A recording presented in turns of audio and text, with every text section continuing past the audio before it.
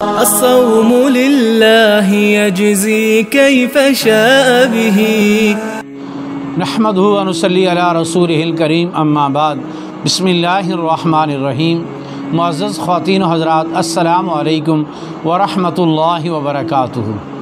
میں آپ کی خدمت میں حاضر ہوں پروگرام سنہری باتوں کے ساتھ، اور آج کی مجلس میں آپ کے سامنے تقدیر کے مسئلے پر کون کون سی چیزیں ایسی ہیں کہ جن کے ادا کرنے سے، زبان سے ادا کرنے کے بعد انسان اسلام سے کفر کی حالت میں چلا جاتا ہے۔ تقدیر ایمانیات میں سے ایک بنیادی چیز ہے۔ مثلا جو ایمان مفصل ہے، آمنت باللہ وملائکتہ وکتبہ ورسلہ والیوم الآخر والقدر خیرہ وشرہ من اللہ تعالی، تقدیر ایمانیات میں سے ایک چیز ہے۔ اب میرے بھائیو دوستو، ایک آدمی کہتا ہے کہ جی تقدیر کوئی چیز نہیں ہے، سب کچھ انسان کے اپنے ہاتھ میں ہے۔ انسان کے اپنے ہاتھ میں تو کچھ بھی نہیں ہے، سب کچھ تو اللہ کے ہاتھ میں ہے۔ پھر اللہ رب العزت کی ذات نے انسان کی تقدیر دو طرح کی بنائی ہے، ایک وہ جو طے شدہ ہے جس میں تبدیلی نہیں ہو سکتی، اور ایک وہ تقدیر ہے کہ جو انسانی اعمال کے مطابق ہوگی۔ بہرحال تقدیر ایک طے شدہ چیز ہے۔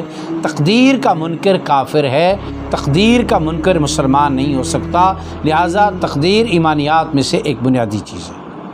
اسی طرح ایک آدمی تقدیر کے بارے میں کہتا ہے جب مقدر میں ہی دوزخ لکھی ہوئی ہے تو ہم کیا کریں؟ ایک آدمی کہتا ہے اگر میرے مقدر میں ہی دوزخ لکھ دی گئی ہے تو میرا اس میں کیا بس ہے؟ اللہ تعالیٰ نے مقدر میں دوزخ نہیں لکھی، اللہ تعالیٰ نے انسان کو دنیا میں اختیار دے کے بھیجا ہے۔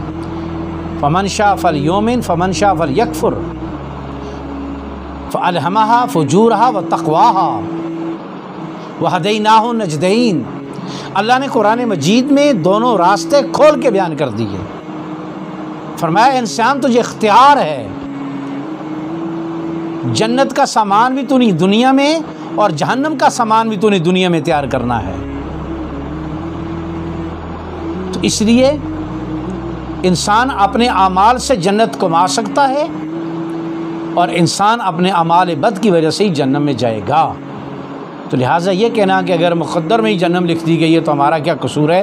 نہیں، اللہ تعالیٰ نے ہمیں سارے راستے واضح بیان کر دیے ہیں، دونوں کے فوائد بھی بیان فرما دیے ہیں، اور دونوں راستوں کی میں سے خیر کے راستے کی خوبیاں بھی بیان کر دی ہیں، اور شر کے راستے کی برائیاں بھی بیان کر دی ہیں۔ اسی طرح ایک آدمی تقدیر کے بارے میں کہتا ہے نماز اس لیے نہیں پڑھتے کہ مقدر میں نہیں لکھا ہوگا، میں نے نماز اس لیے نہیں پڑھی کہ میرے مقدر میں نہیں لکھا ہوا ہوگا۔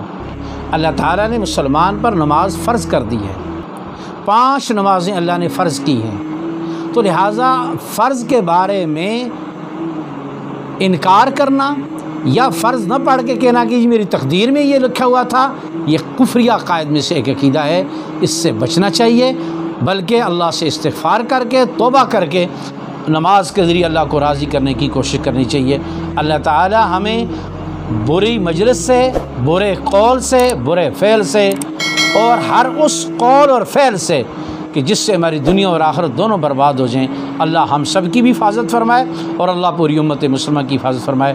السلام علیکم ورحمۃ اللہ وبرکاتہ۔